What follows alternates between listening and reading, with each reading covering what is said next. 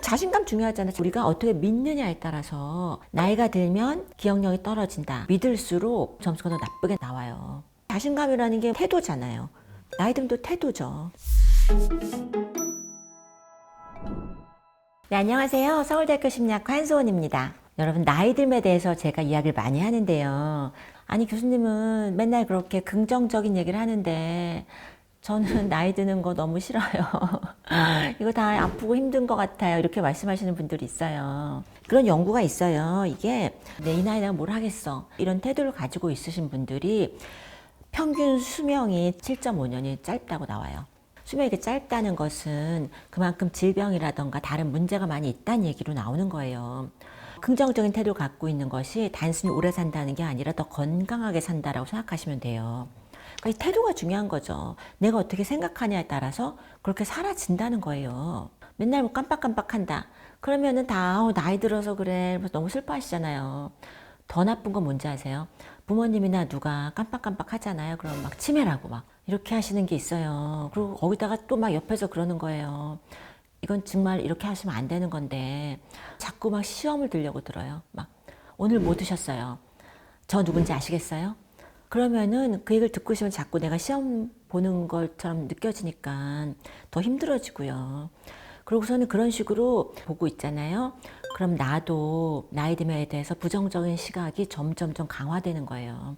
우리가 이렇게 나쁘게 생각하고 있으면 이게 어떻게 영향을 끼치냐면 이런 긍정적이지 못한 부정적인 정서를 자꾸 일으키거든요. 근데 이런 정서라는 게 우리 건강에 되게 치명적으로 영향을 끼쳐요.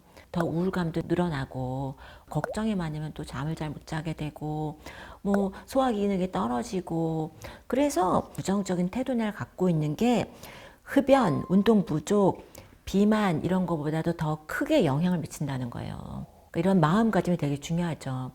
아우 뭐 그게 말이 되겠어? 이렇게 생각하신다면 자 우리가 인생에서 가장 스트레스 많이 받는 날 중에 하나가 결혼식이에요. 그런 거 같죠? 그때 뭐 정신이 없으셨죠? 이렇게 스트레스라는 것도 내가 주관적으로 받아들이는 거예요. 결혼식이라는 게 이렇게 엄청난 신체에는 엄청난 스트레스지만 결혼식이니까 내가 행복한 거죠. 밥도 못 먹고 잠도 못 자고 막 살이 쪽쪽 빠지고 이러는데 그걸 우리가 행복이라고 표현하는 게 내가 행복이란 걸 알고 있기 때문에 행복한 거잖아요. 경제적인 어려움이라던가 인간관계 어려움이라던가 신체에 끼치는 스트레스는 비슷할 거예요. 그런데 이건 우리가 어려움이라고 알고 있으니까 더 스트레스가 되는 거잖아요. 자, 이게 뭐냐면 우리가 어떻게 보냐에 따라서 그러니까 신체에 미친 영향이 같은 것임에도 전혀 다른 가장 행복한 날일 수도 있고 너무 힘든 일일 수도 있어요.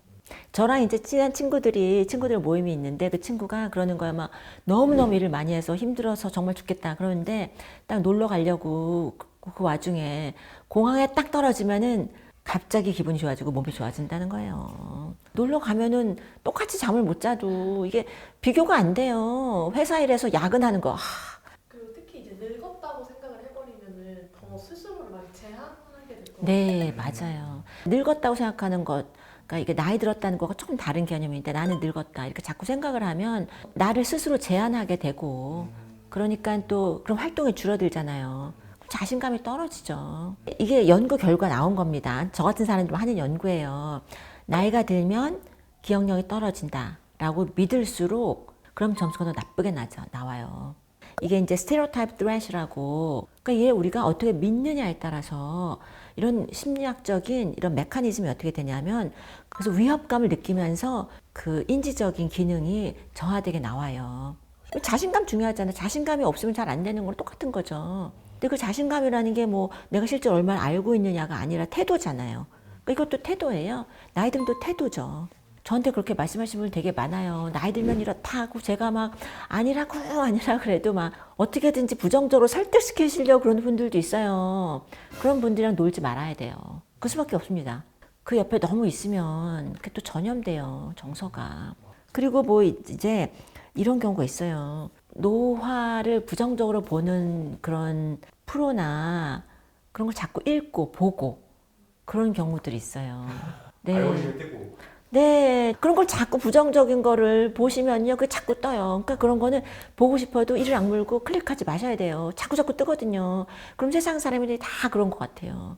보통 이제 저희가 행복 연구하면 젊은 사람들하고 나이 든 사람들 하면 보통 나이 든 사람들이 더 행복하다고 나와요. 굉장히 이건 일관되게 나오는 결과인데요. 그래도 내가 이런 걸 알고 있지만 그래도 나이 들면 예전만큼은 기억력이 안 될 것이고 저 사람은 그런 걸 전공하는 교수니까 자꾸 저런 얘기를 하는 거겠지. 이렇게 생각하실 수가 있으나 우리가 이렇게 생각을 해봅시다. 자, 지금 만약에 50이다. 자, 그럼 40대를 생각해요. 40살, 10년 전. 그때는 나이가 많아졌다라고 생각하고 그랬을 수 있죠.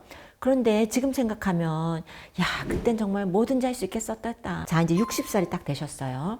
자, 60살이 되신 분들은 이제 제가 50대인데 저한테 얼마나 팔팔해 아직 한창이지. 이제 70이 되셔서 70 되신 분이 60을 보시면 그렇게 또 다르게 말씀하시겠죠.